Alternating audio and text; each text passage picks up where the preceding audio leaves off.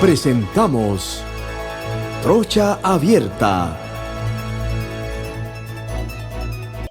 Muy buenas tardes, amigos oyentes de KW Continente, y este es su espacio mayor escuchado y visto en la franja de la tarde, Trocha Abierta.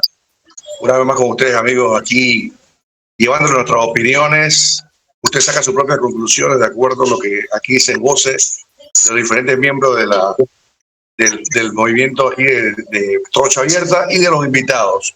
Recuerden, amigos, que estamos también en las redes sociales, estamos en YouTube, Instagram y Spotify a través de Trocha Abierta Panamá, para que usted pueda entrar cuantas veces quiera vernos, cuantas veces quiera escuchar y analizar nuestros aportes hacia la nación. Usted puede entonces escuchar, ver y también poder escribir, y todo lo que sigue en YouTube, sus opiniones y comentarios que todos los días, por lo menos mi persona, Agustín Sosa Peñalba, los lee cada uno de sus opiniones. Está con nosotros el primo querido y adorado y bien ponderado Eduardo Castillero Lange.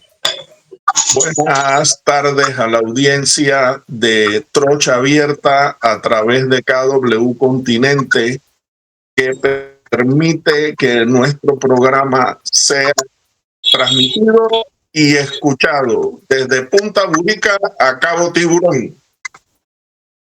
Bueno, y también nos acompaña, yo no le iba a decir a ustedes el ácido ni el limón, doctor Jorge Gamboa.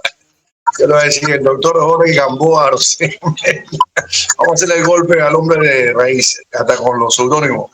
Jorge Gamboa, Trátame suave. Muy buenas tardes, amigos radioescuchas de Trocha Abierta. Hoy me toca anunciar que ahora va a entrar también mi invitado Arnulfo Arias Olivares a darnos algunas pinceladas de la política nacional y de la política interna del partido panameñista con más de 80 y tantos años de vigencia en este país. Arnulfo Arias ahora pasará entonces a usar los micrófonos. Adelante. Antes de que continúe el programa, para aclararle a Agustín, lo que pasa es que tú no dejas terminar al conde. Él dice, él ha sido panelista de este programa y tal, pero entonces se le enreda la lengua.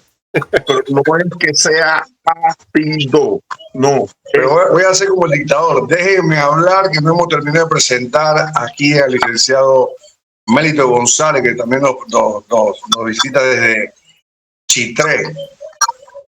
Saludos a todos desde Chitré, claro, para los multiversos. Bueno, no sé, le doy el honor a usted entonces, doctor Gamboa, que presente al invitado Arnulfo. Cómo no. Mira, Arnulfo Arias es ya una institución dentro del partido panameñista porque ha ocupado diferentes cargos, entre ellos la secretaría o la defensoría de los miembros del partido en un periodo del año 2000, que fue 6 a 10 o por allá. Sí. Hasta el 2014, Jorge. Ajá, muy bien. Entonces lo tenemos invitado para que nos dé una panorámica. Yo no estoy tan activo en el partido, o no he tenido muchos vínculos en los últimos tiempos con el partido panameñista, pero el licenciado Arnulfo Arias Olivares es diputado suplente por el circuito 2-1 Penonomé, y lamentablemente, como el partido, los que lo han secuestrado impidieron muchas de las oportunidades a la participación democrática y postularse para los cargos de elección popular el 5 de mayo. Arnulfo Arias fue suplente de Julio de la Guardia, así es, ¿verdad? Correcto.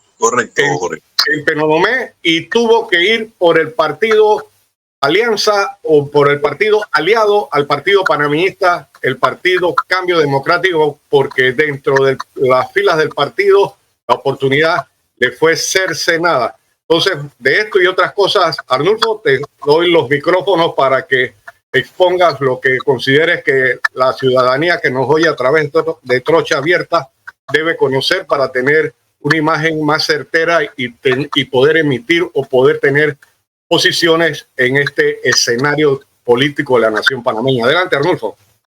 Bueno, muchas gracias por la oportunidad. Buenas tardes a todos. La verdad es que para mí es un honor estar aquí.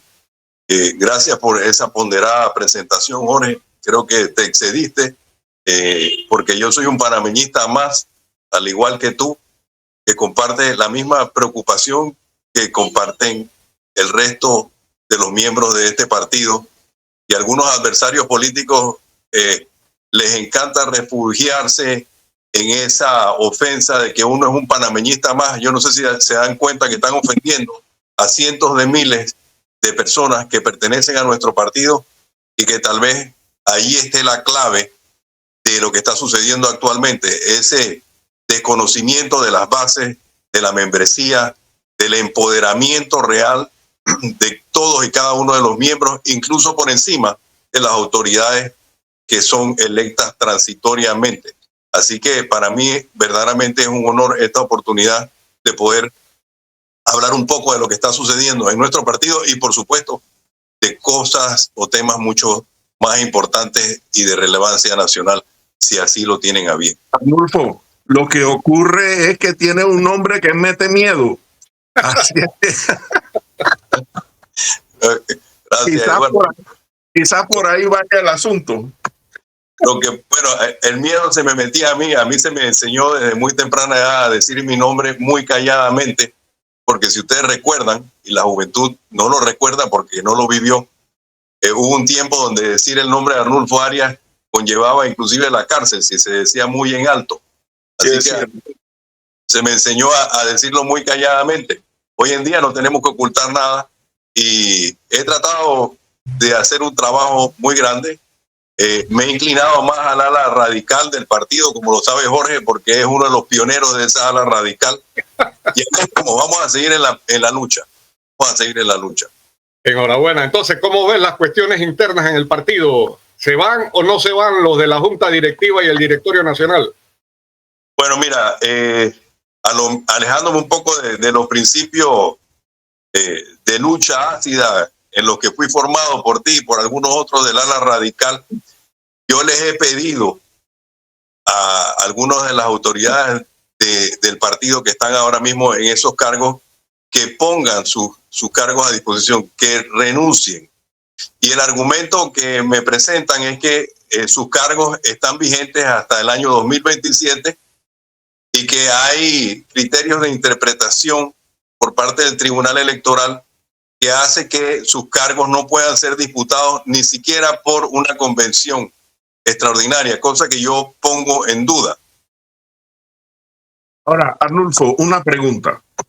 ¿Ese aferramiento estará asociado a que hay salario por devengar esas posiciones? ¿Tienes conocimiento de eso, de los fondos que el Tribunal Electoral, tristemente célebre, envía por cuenta de la cantidad de votos y tal? Pudiera ser uno de los factores. Eso es un tema que yo he estado denunciando públicamente desde el año 2014, e incluso antes, cuando me tocó estar en la Defensoría de los Miembros. Yo consideré que el partido no puede estar pagando salarios de ese calibre en base a un subsidio electoral que tiene otros propósitos. Y actualmente sí, en efecto, hay varios salarios que yo estoy seguro que se están inclusive disputando a lo interno de esta autoridad transitoria que tenemos, y esa pudiera ser una de las razones o motivos. Pero también acuérdate que cuando las personas comienzan a refugiarse y aferrarse a los pequeños focos de poder, a veces piensan que son suyos. Y hay una deformación política en nuestro partido ahora mismo. Es muy distinto a una formación política. Se deforman, y estamos viviendo un claro ejemplo de lo que nos sucede hoy. Mira, nada más que para referencia, el partido panameñista, con los votos obtenidos en las elecciones del 5 de mayo, va a tener un subsidio preelectoral para el quinquenio de $5.800.000. ¡Qué barbaridad!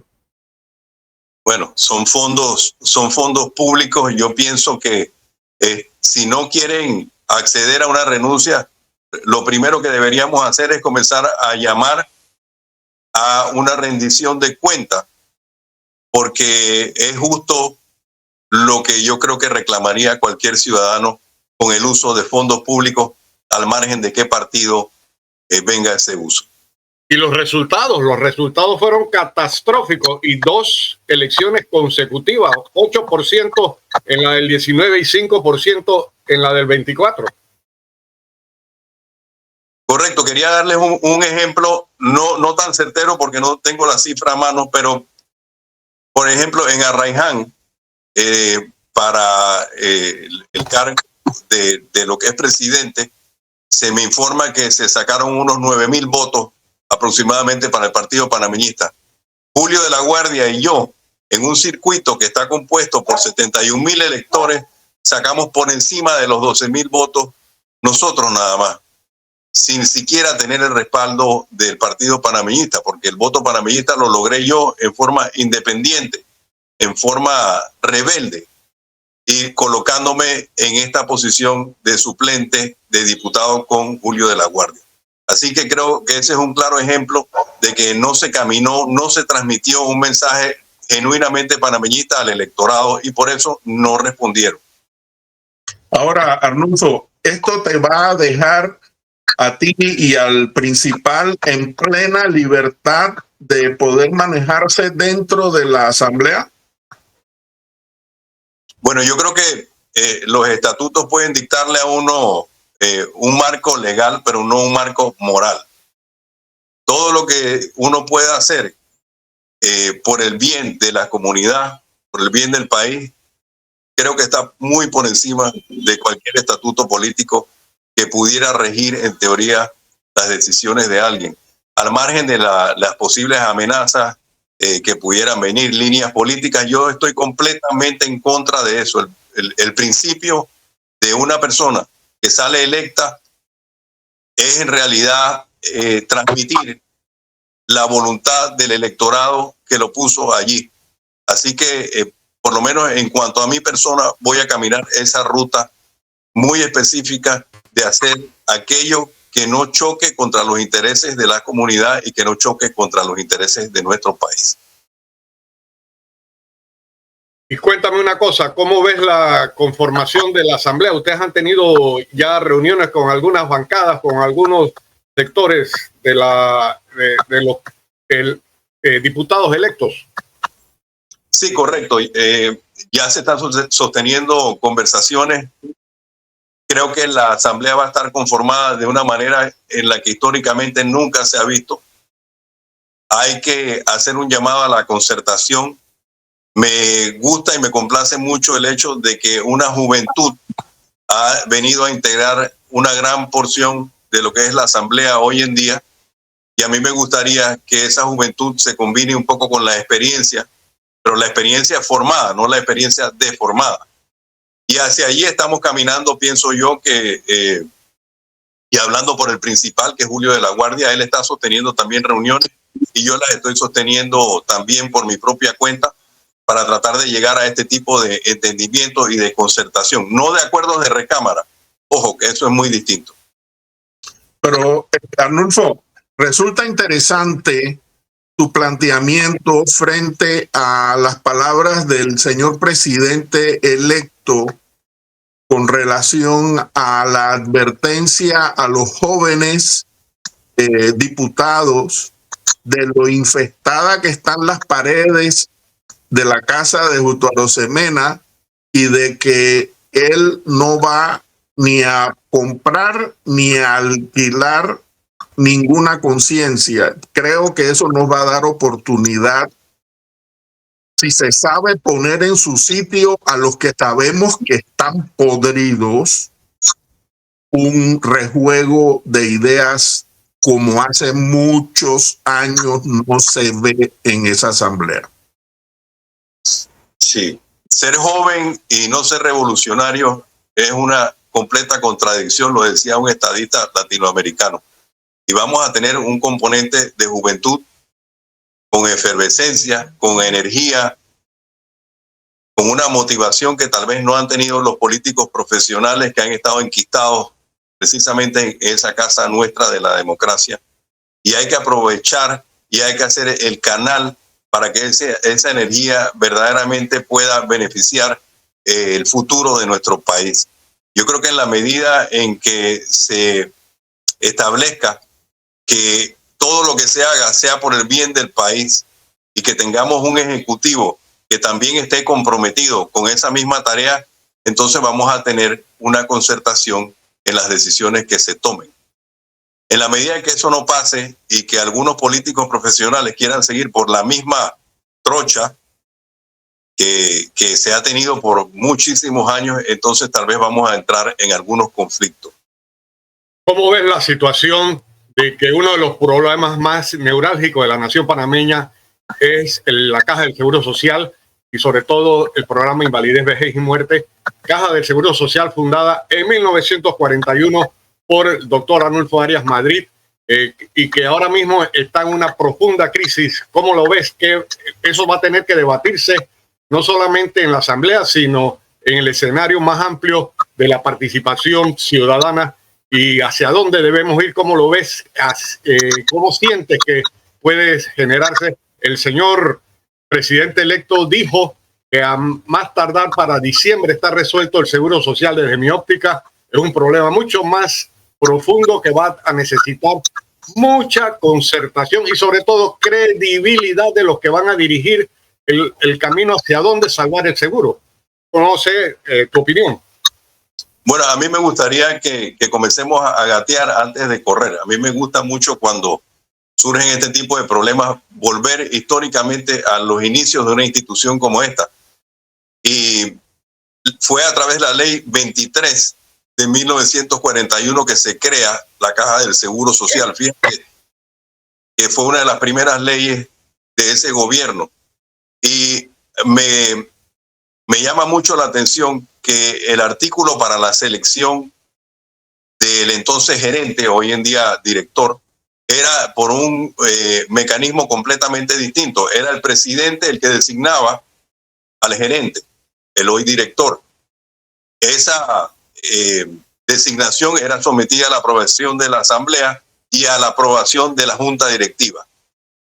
Como estamos en una situación que lo primero que tal vez que haya que revisar es la forma en la que se designa el director de la Caja de Seguro Social, yo he propuesto y estoy conversando tal vez iniciar con un proyecto de ley que modifique el artículo 35 para que la elección del director general sea a través del mecanismo que inicialmente se había concebido, sin dejar de darle la preponderancia a la Junta Directiva, pero no estar esperando que se fabrique una terna para que después se someta a la aprobación del Ejecutivo y posteriormente a la ratificación de la Asamblea. Tal vez con la escogencia de un director a través de ese mecanismo inicialmente concebido, las cosas puedan comenzar a cambiar. Y yo estoy completamente de acuerdo contigo, Jorge, en que esto no va a ser obra de un día, ni siquiera de un año. Es un tema absolutamente clave para el futuro de nuestro país.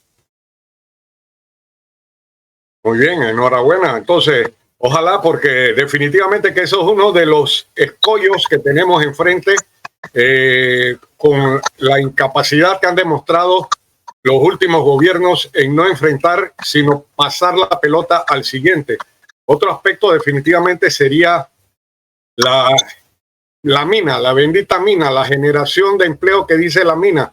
Ahora mismo tú como abogado, cuando tienes un fallo de inconstitucionalidad, la mina o lo que está montado en ese terreno, en ese territorio, en esa parcela, está ilegal. Ayer, este fin de semana, se dio una situación de 3 muertos, 2 niños y una señora. 2 niños que murieron dentro de la concesión que tenía antes el contrato minero y que a referencia del padre de los niños y esposo o compañero de la señora se les dificultó el salir, el entrar para atender la situación de salud de su esposa y de sus 2 hijos, aunque ahora mismo solamente se contabilizan el de la señora que fue en la noche del sábado y el de una hija que fue en la madrugada del domingo, aunque ya días antes había muerto otro de los hijos. El señor tiene una definitivamente una calamidad familiar monstruosa. Ha perdido en un lapso de poco tiempo a 2 hijos, una esposa, y la suegra está hospitalizada en el hospital Santo Tomás.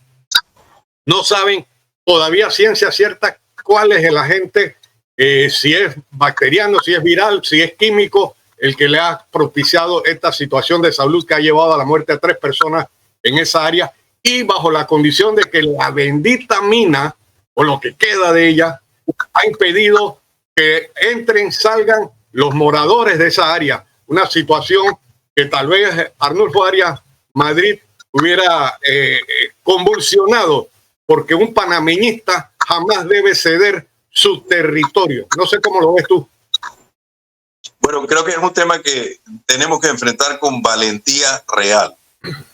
Hay un riesgo ambiental presente que hay que hacer una limpieza que requiere obviamente una operación bastante compleja. Ese es un tema porque me tocó verlo. Yo fui a ver la mina con mis propios ojos. Yo pedí que se me diera la oportunidad de ver lo que estaba pasando. Te puedo confirmar que no hay operaciones, porque lo vi, bueno, por lo menos en el momento en que yo llegué, se ve la maquinaria completamente sin uso, nada más en una situación de mantenimiento. Se ve toda la infraestructura también en la misma condición, pero sí pude percatarme de un alto riesgo ambiental, que alguien tiene que hacer algo. Es como si se tuviera un cesto de basura por meses en la casa. Yo creo que comienza a contaminar eventualmente, y ni Dios quiera la lamentable situación de esta familia sea por un riesgo ambiental como el que está sucediendo. Entonces creo que no se puede simplemente decir, bueno, dejemos esto a un lado, vamos a esconderlo debajo de la alfombra y sigamos adelante. Eso sí está mal. Hay que buscar una fórmula para que primero se haga frente a ese riesgo ambiental que yo pude ver con mis propios ojos, con la extracción de un cobre que se está guardando o depositando en Puerto Rincón y todavía no ha podido ser extraído. No sé qué va a pasar, pero esa extracción de cobre también está generando una contaminación ambiental, según nos confirmaron los propios ingenieros en ese sitio. Lo que yo estoy proponiendo y lo que he hablado con el principal, que es Julio de la Guardia, es buscar las alternativas para que esa infraestructura y ese patrimonio de la mina pueda ser utilizado en bien de las poblaciones que están siendo afectadas sin tener que operar. Y por ejemplo, te doy ya una forma de hacerlo. Podría ser la vía que corre o que va desde Penonomé hasta Puerto Rincón. Nos tomó 2 horas escasamente hacer esa trayectoria desde Penonomé Centro hasta Puerto Rincón. Si se pudiera establecer un canal seco para el uso de carga a través de esa vía y habilitarla, primero que todo rompemos ya el tema de que no se puede utilizar la vía y no puede tener acceso a la población. Bueno, con ciertas restricciones y obviamente con algunas medidas de seguridad, pero ya se puede utilizar la vía desde mi punto de vista para el tránsito de mercancía desde el Pacífico hasta el Atlántico y comenzar a utilizar, por ejemplo, esa infraestructura que ahora mismo no está siendo utilizada. Los conocedores en la materia me han dicho que sí se puede explorar la situación, pero es un tema ya de política estatal y el gobierno va a tener que comenzar a involucrarse en eso. Esa es mi opinión.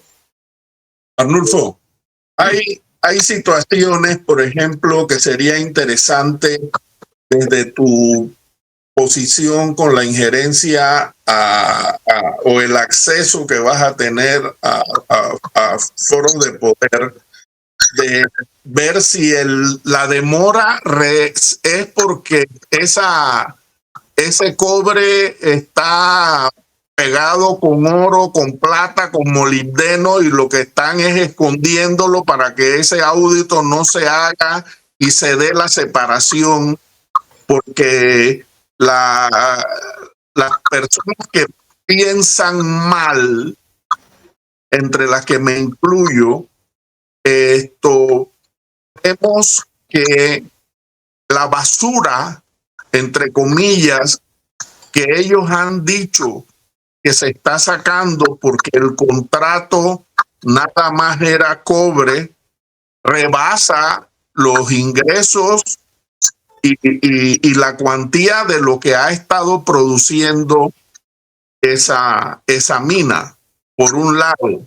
Por el otro, quisiera agregar que la llegada de Juan Diego Vázquez a la Comisión de Presupuesto y a muchas otras comisiones dentro de la Asamblea, estoy seguro, porque las cosas malas se pegan, nos dio a conocer de que la comparecencia de todo el que solicitaba un crédito no era cumplida en la comisión y se enviaban a las oficinas de los diputados los formularios en blanco para que los firmaran, y por allí la maleantería ha ido permeando al extremo de que, por ejemplo, ayer se da a conocer que hay un proyecto de vivienda que empezó el actual ministro, que se llama Loma de Mastranto,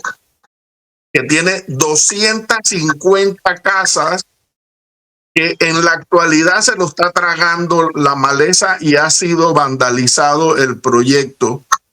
Pero es que las casas que se están vendiendo en los alrededores son más atractivas. Entonces, ese tipo de maleantería no puede permitirse con los fondos del Estado.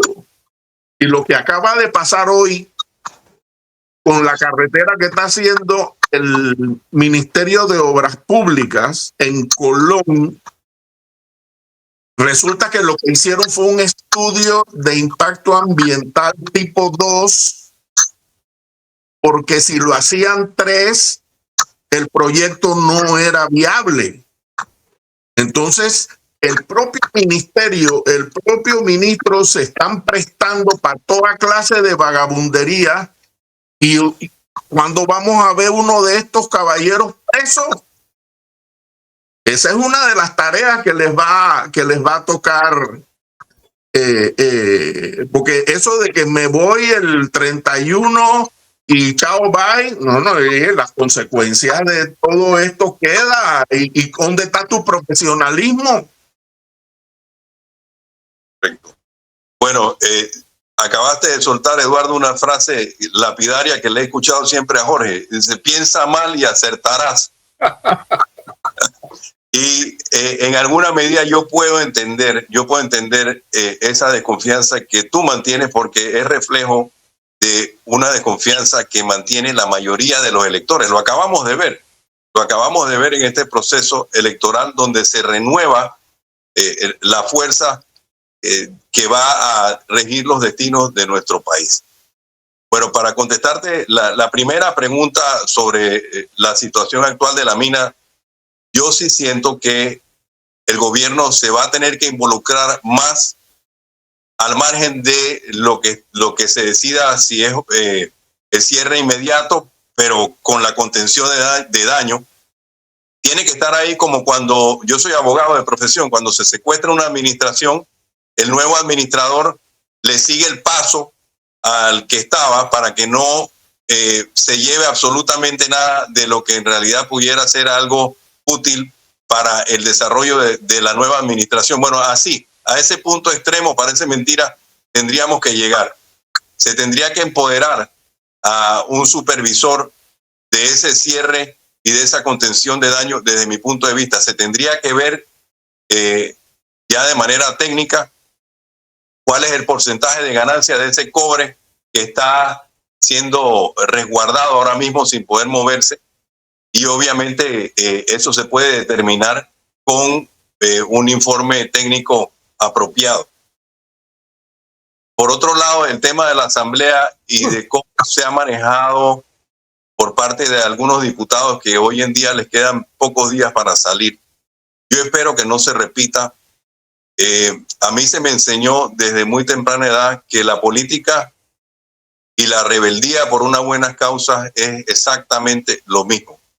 Y me van a tener a mí, esos electores primordialmente, como una punta de lanza para denunciar aquellas cosas que yo estimo y considero con mi propia conciencia. Olvídate del tema del estatuto y del partido y los intereses partidistas, que mi propia conciencia me dicte que está mal. Yo voy a ser uno de los pioneros en decirlo.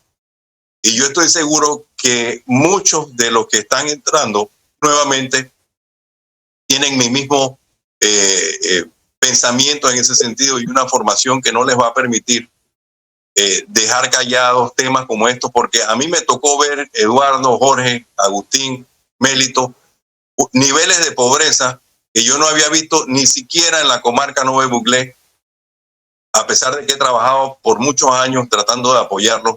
En mi circuito, en Penonomé, fui a reuniones en las que la población rural, cuando habían 30 personas, tal vez 15 de ellos o 10 de ellos no tenían ni siquiera zapatos.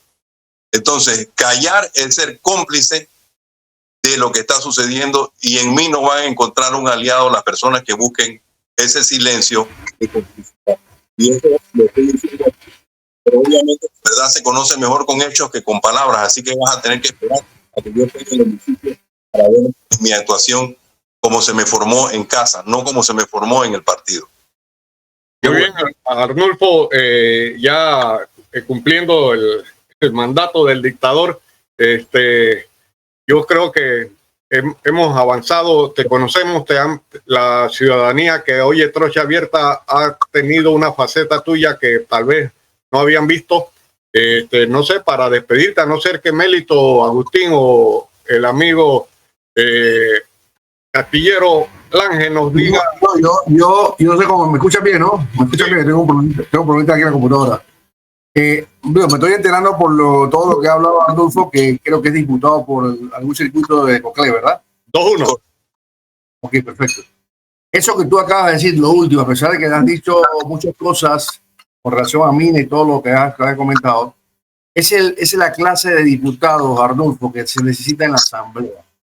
Un diputado que su conciencia sea la limpia, que su conciencia sea la que dictamine y no lo que dictamine un grupo que está detrás tuyo, que es un partido panameñista, que te diga, dile no a eso, cuando tu conciencia dice que tienes que decirle sí, a pesar que pueda ir en contra del propio partido. Entonces, esa es la clase de diputados que nosotros necesitamos.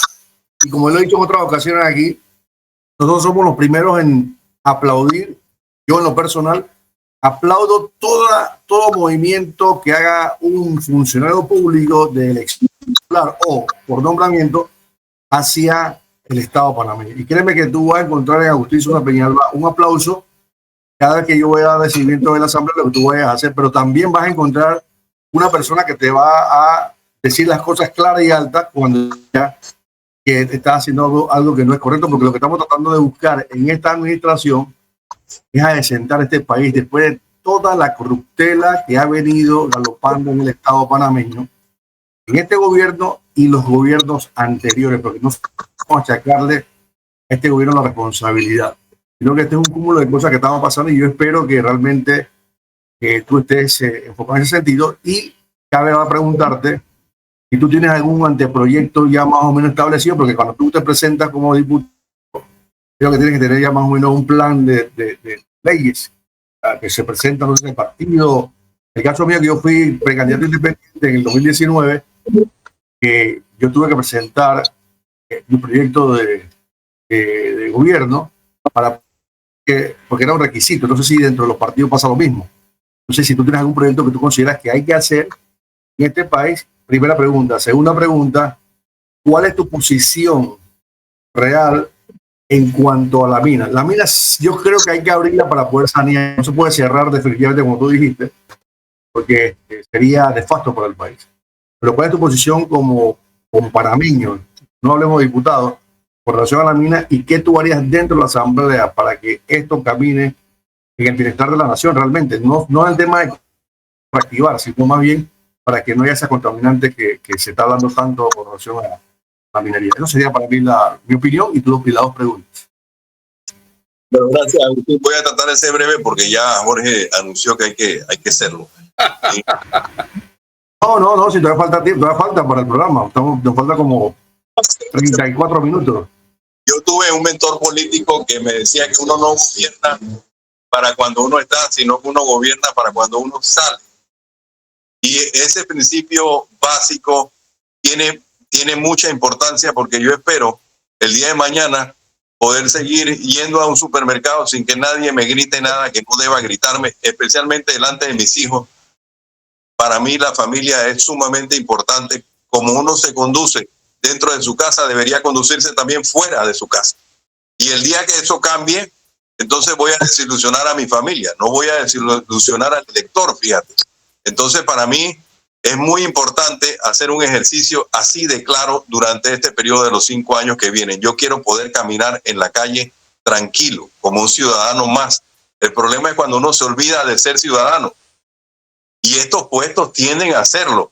Hay que vacunarse contra el poder, sí, es cierto, hay que vacunarse contra el poder, porque el poder es sumamente alentador, el poder es sumamente dulce. Y la forma de hacerlo es teniendo en casa a alguien que le recuerde que uno primero es un marido, uno primero es un padre y que uno también es un ciudadano. En la medida en que yo recuerde eso todos los días, yo voy a estar tranquilo en el ejercicio que me toque hacer. Por otro lado, me hablabas de, bueno, ¿qué proyectos teníamos? Nosotros hicimos algunas promesas de campaña y siempre hablábamos de gestionar. A mí me sorprende el hecho de que algunos diputados se amparan en esa caverna de decir, bueno, nosotros nada más hacemos leyes. Pues no. Nosotros no estamos nada más para hacer leyes, nosotros estamos para gestionar también aquellos abandonos históricos que hemos visto especialmente en nuestro circuito. Porque ese abandono que hemos visto es un abandono que se replica en el resto de nuestro interior. Así que vamos a ser netamente luchadores en contra de ese tipo de abandono, y para hacerlo tenemos que tratar de disminuir los niveles de pobreza dentro de esas áreas. El 80% de los centros de salud en las áreas rurales de Penonomé se encuentran cerrados o operativos solamente en forma parcial. Así que la salud sería uno de los primeros temas que nos gustaría atacar con la modificación de la Ley 1 para permitir que el costo de la medicina se disminuya y sea mucho más accesible a las personas que lo necesitan. A mí personalmente me tocó ver niños que habían tenido afectación porque convulsionaron cuando tenían fiebre y quedaron sordos, por ejemplo. Ese daño a un nivel tan difícil de asimilar se dio porque no pudieron tener acceso a una aspirina. Entonces, nosotros no podemos concebir que esto siga sucediendo en nuestro país y en nuestro suelo. Yo fomento mucho a las personas que nada más hablan, por ejemplo, desde el área urbana y dicen, bueno, aquí está nuestra realidad. Esa no es la realidad.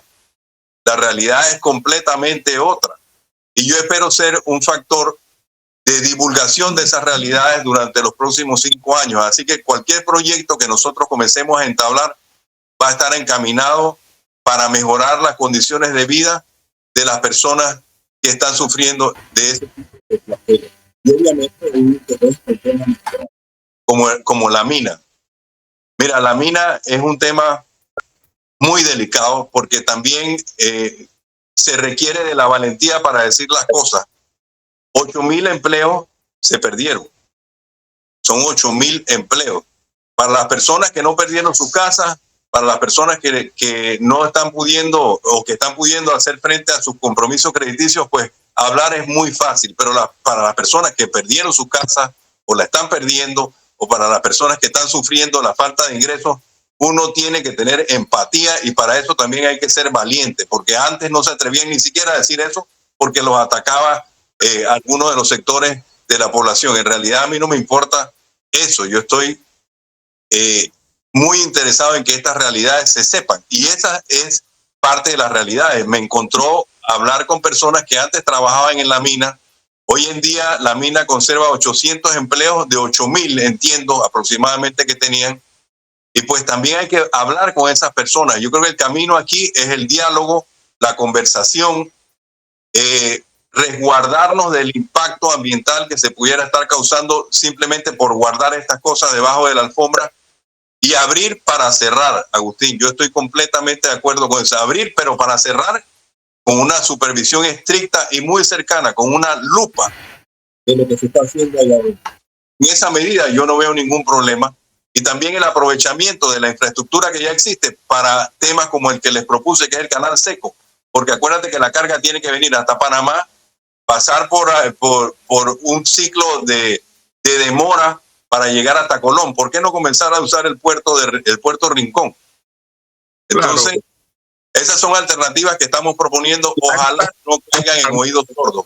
Ya está hecho el puente en Colón. Eso es el camino ese, aparte de la vista preciosa que tiene, pondría esa carga en la ciudad de Colón en menos de 2 horas, 3 horas, desde Penonomé. Yo sé que es un mega proyecto. Lo que pasa es que este es un tema de voluntad. Y eso es lo que se espera del próximo gobierno, un tema de voluntad para, por ejemplo, desarrollar esa carretera que venga desde ese puerto hacia la provincia de Colón. 1. Ahora, es cierto lo que tú estás diciendo, Arnulfo, con relación a los 8.000 empleos.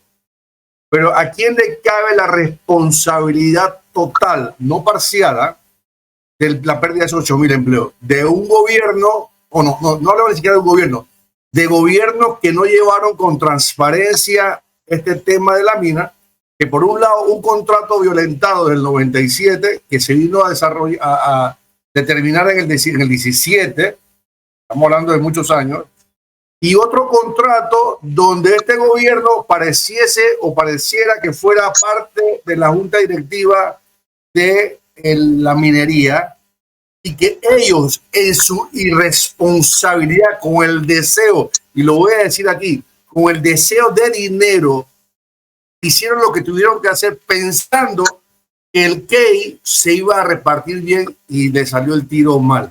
Entonces aquí cabe una responsabilidad 100% del gobierno actual y los demás gobiernos, porque si aquí se hubiese hecho un contrato a la luz del pueblo panameño transparente, hoy existirían 8.000 empleos en ese lugar y en ascendencia. Un montón de cosas ahí. Agustín, nosotros no tenemos la certeza del castigo de una manera fehaciente.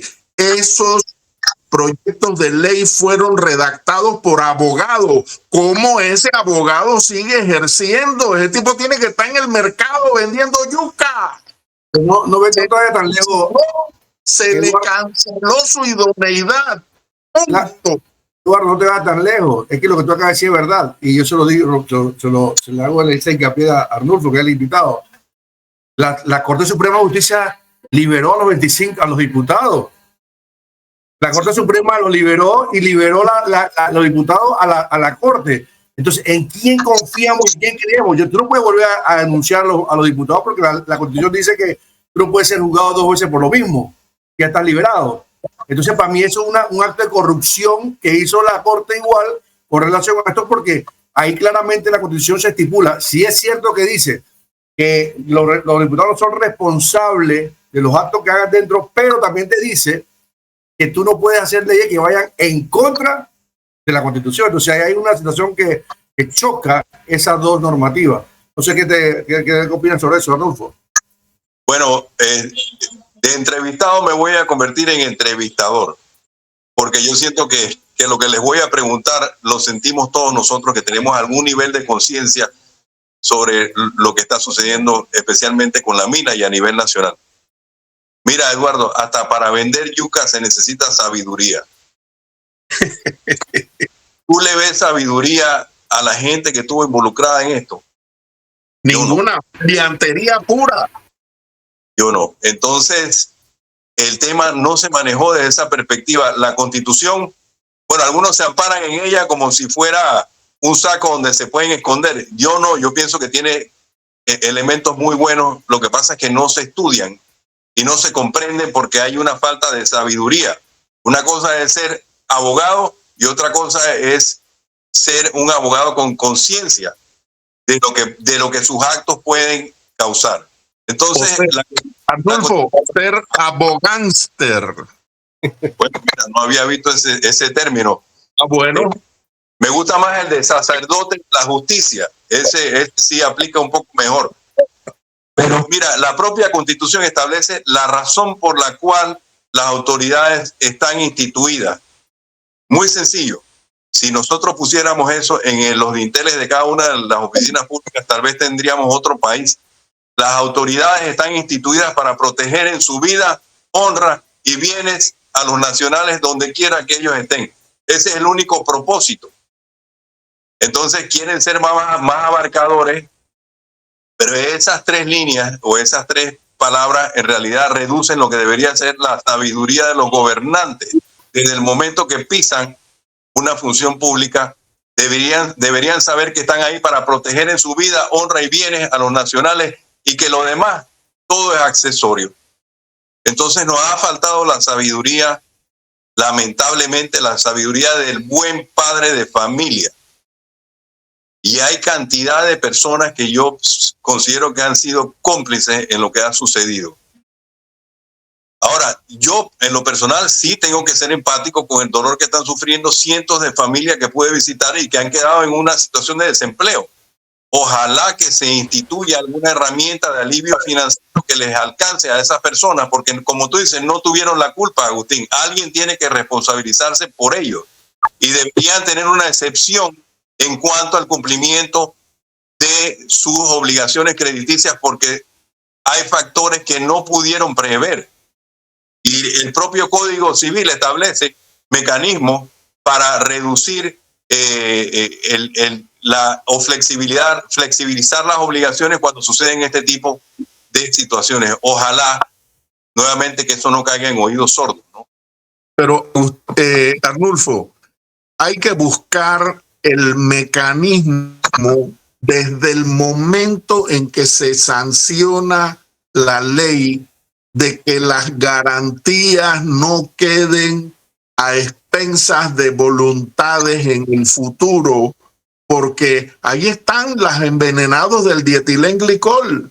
Ellos fueron envenenados por la Caja de Seguro Social y por el Ministerio de Salud. Ahora, ¿qué hacen cada uno que no carga su responsabilidad? Los cotizantes de la Caja de Seguro Social debemos ser los dueños del seguro, que el gobierno cargue con su múcura.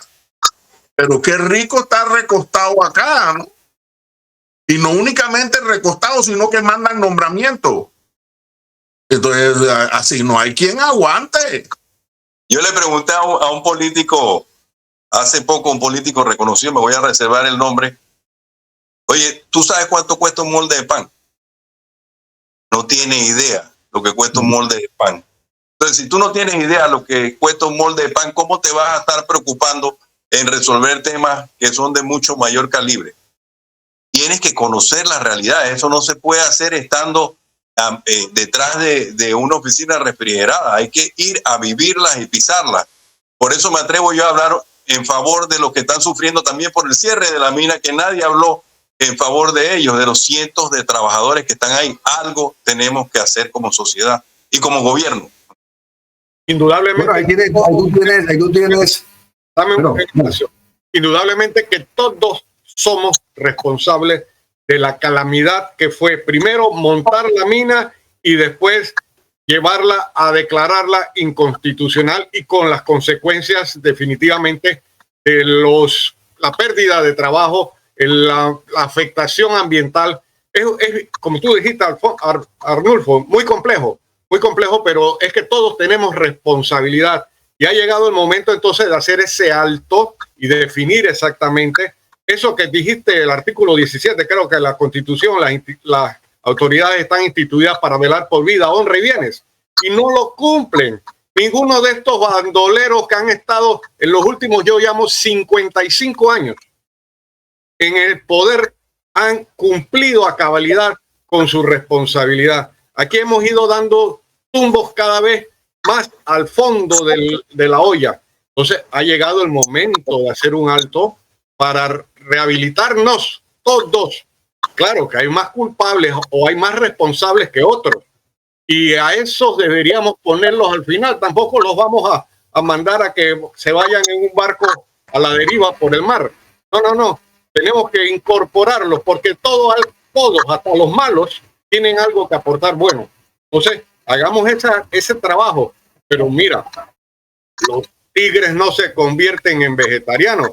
Ahí en el gabinete de Mulino están poniendo gente que estuvieron imputados de delitos y no se les aclaró la situación.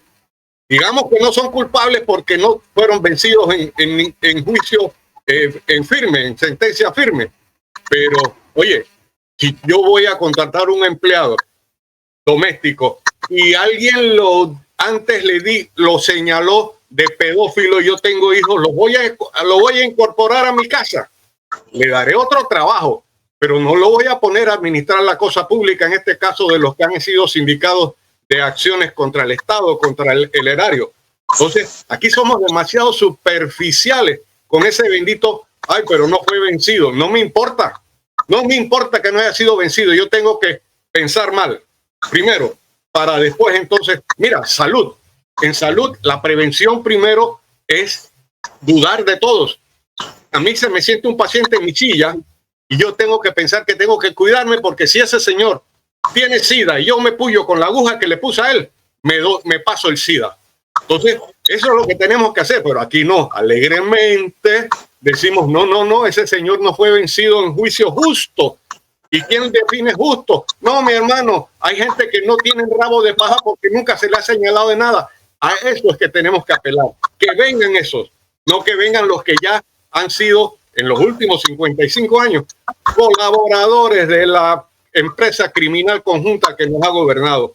Ahí es donde yo estoy. Entonces debemos tener un poquito más de malicia desde mi óptica, y ojalá podamos, con el nuevo gobierno, con los nuevos diputados, con los que hay que cambiar en el órgano judicial, y nadie se acuerda de los regímenes municipales.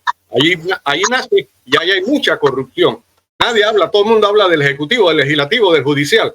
Y los regímenes municipales, 701 representantes y 71 alcaldes que no han hecho y que no van a seguir haciendo si no les ponemos el ojo avisor. Muy bien, entonces, es un comentario al margen de todo lo que ustedes han estado diciendo. Mira, yo te voy a preguntar, yo reaccionar. Voy a opinar sobre lo que tú estás diciendo, pero también voy a dirigirme directamente a Arnulfo. Mira, ese proyecto que tú estás diciendo del canal seco sería una alternativa. Claro. Una alternativa para estos 8,000, que sea prioridad de ellos, evidentemente, ¿no? Una alternativa es que ese puerto que ya está establecido se pueda modificar de una manera diferente para poder tener la capacidad de recibir contenedores y tirarlo ya sea Atlántico, por el medio Atlántico, hacer la carretera que una por ¿cómo se llama el fuerte ese que está allá para el Rincón? ¿Ah? Puerto Rincón, ¿no? No, es el puerto que la base militar norteamericana que quedaba allá en Colón, Sherman. Y ahí conecta con esa es una alternativa que yo considero que tú debes pasar, porque es lo que está más o menos viable en este momento, porque ¿dónde más se puede meter? Digo, habrá oportunidades, pero ya sea inversiones, ya sea hacer inversiones para que ellos trabajen dentro de esas inversiones, ya sea para que trabajen en ese nuevo puerto, un puerto a cabalidad. Diría, bueno, yo pienso que eso puede ser partido. En el caso tuyo, Gamboa, dice la justicia, y aquí hay dos abogados, y Milito no ha hablado nada hoy, es que todo el mundo es inocente si no se les muestra lo contrario. Yo no puedo señalar ahora porque salieron las redes sociales que Ábrego y los otros están con una situación que es monetaria. No son las redes sociales. Hubo procesos que no terminaron en nada, pero sí, lo hubo. El tema que, ¿por qué vamos a señalar? Mientras yo, en salud, mientras yo no tenga la prueba, y la prueba es una sentencia en firme en la parte judicial, en salud es que las pruebas de laboratorio me confirmen que esa persona no tiene SIDA. Y si no tengo cómo probarlo porque el sistema está podrido, mejor yo lo aparto. Evidente. Bueno, vamos al último minuto a Arnulfo Arias. Es el beneficio de la duda para el pueblo, no para el individuo. Un individuo me importan dos cominos si tiene, y por lo general no son gente que no tienen recursos para sobrevivir holgadamente en el país. El último minuto para Arnulfo Arias. Pero para prevenir que ese tipo no me haga un daño, yo lo aparto. ¿Y por qué no? Oye, hay gente que cuando lo señalan de algo, se salen del puesto para que los investiguen. ¿Cuántos aquí dejan el puesto? Todos se aferran. ¿Por qué? Entonces me hace más sospechoso la actitud de él. Vamos a darle el último minuto, doctora, a Arnulfo Arias para que se despida y dé su último aporte en cuanto a lo que él quiera hacer, porque ya nos queda un minuto para despedir el programa. Rápidamente, y este es un tema que le concierne directamente a Jorge también, lo voy a invitar a la reunión que en teoría debo tener con el presidente de nuestro partido para solicitarle que renuncie. Y yo quiero tener un testigo hábil a mi lado al momento de hacerlo. No sé si me la va a dar, pero si me está escuchando, las puertas están abiertas para que hablemos, no para acuerdos de recámara, para que hablemos de cómo puede salir por la puerta grande para que nosotros comencemos nuevamente a reconstruir nuestro partido. Y les agradezco nuevamente a todos ustedes por esta oportunidad. Bueno, amigos oyentes, hemos finalizado el programa. Tenemos este enemigo que se llama el tiempo. Así que damos gracias primeramente al invitado Arnulfo Arias, que estuvo con nosotros acompañándonos, al doctor Jorge Gamboa Arosemena, que no le puedo decir el ácido porque yo no voy a toda esa palabra del dictador, a nuestro primo querido, bueno, no es mi primo querido adorado, Eduardo, Dios me libre, hermano, Eduardo Castillero Lange, y de igual manera el silencioso Mélito González, que hoy no participó, y esta persona, este amigo de ustedes siempre, Agustín Sosa Peñalba, recordándoles que pueden sintonizarnos a través de YouTube, Spotify e Instagram. Ahí lo verá todo el tiempo. Así que si Dios lo permite, nos vemos el día de mañana a la misma hora, 12 del mediodía, aquí en KW Continente. Buenas tardes, amigos oyentes. Gracias.